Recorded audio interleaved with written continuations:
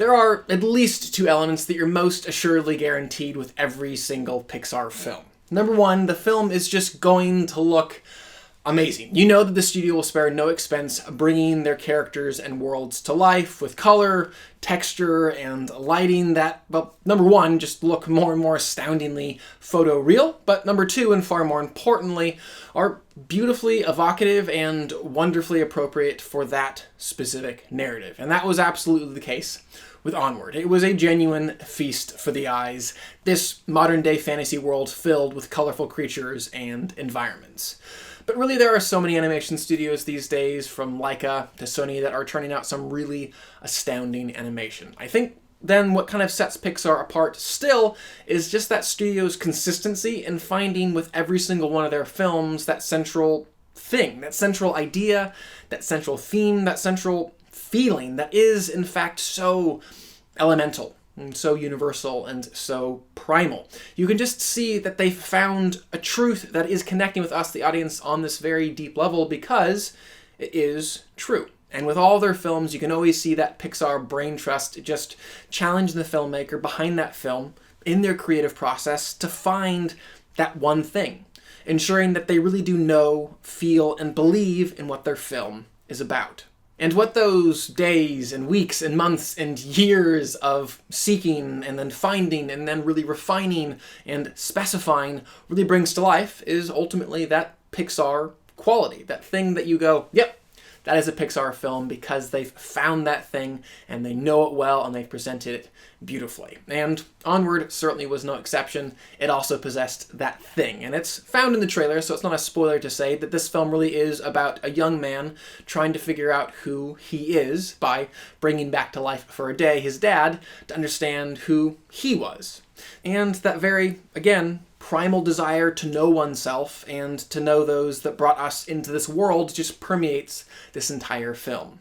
And there were indeed a number of moments in this film that just sang, not even necessarily because of the quality of storytelling, but again because these storytellers found those things that were just universal and elemental. So there was this specific moment earlier in the film where this character kind of has this conversation with a cassette tape, and it instantly brought me to tears because it was real. And there was a moment towards the end of the film that, regardless of what happened with these two characters previously, when they hugged in this specific moment, again, tears filled my eyes because the filmmakers were tapping into something that was just true. So all this to say, bravo to Pixar for once again finding and presenting those moments that have such deep and instant resonance and relatability. Those moments really were the tent poles that held this entire experience together for me. Unfortunately, the tent that hung between them was oftentimes just a little bit sagging, or maybe a better use of that analogy would be to say that it was actually just a little bit too taut. So many of this film's plot points and characters just felt too precisely tuned, like they were nothing more than these cogs in this perfectly wound narrative, versus living, breathing humans, or elves.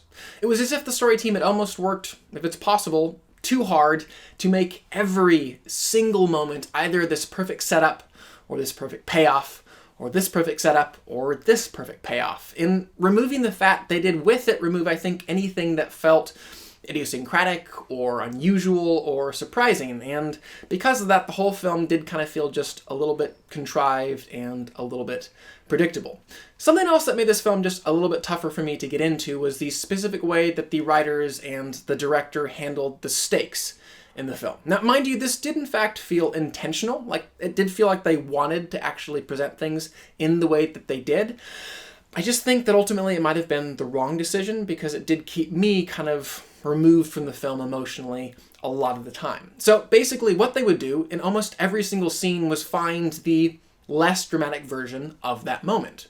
Why? Well, it did seem like they wanted things to play out just that much more realistically and to have that much more groundedness to them. They wanted to say, this is what an actual fight between two brothers looks like, or this is what it would actually feel like for someone to ask a group of his friends over to his birthday party.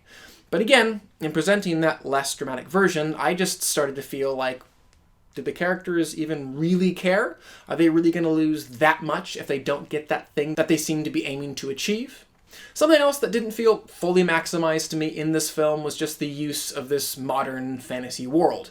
It was as if back when the director and writer first conceived of the story, he was like, okay, I need these two characters, these two brothers, to bring their father back from the dead. How can they do this? Magic! Ooh, how about we set this entire thing in a world of fantasy and magic to justify that and to allow that to feel natural to the audience, which is a logical choice to make. But then, beyond that, he didn't push things much further. Seemingly, there just wasn't that much interest on his part to fully explore this world and how it was different, or maybe surprisingly similar, to ours. Finally, while I did appreciate the overall theme of Onward, just this idea that you need to take just a little bit of risk to have a proper adventure, it just seems like a good theme to explore in this day and age of helicopter parents and just chronic anxiety in our culture. Again, kind of like the narrative, it never felt like it was explored in the specifics in the most interesting of ways. It just felt a little bit paint by numbers for me. And for all these reasons, I will give the film a 3 out of 5. I would still love to know what you guys thought of the film though, so definitely comment below and let me know. And this being a Pixar film, what are your top 5 Pixar films? If you're interested in mine, just click on the link down below and check out my letterboxd. I have a list over there that actually lists out all of my Pixar films from best to least great. Finally, please do subscribe. I'm going to continue to review films and television on this channel, and I would love for you to stay up to date on all of those things. But for now, I'm Chris Hartwell. This is The Heartbeat. Thank you for joining me.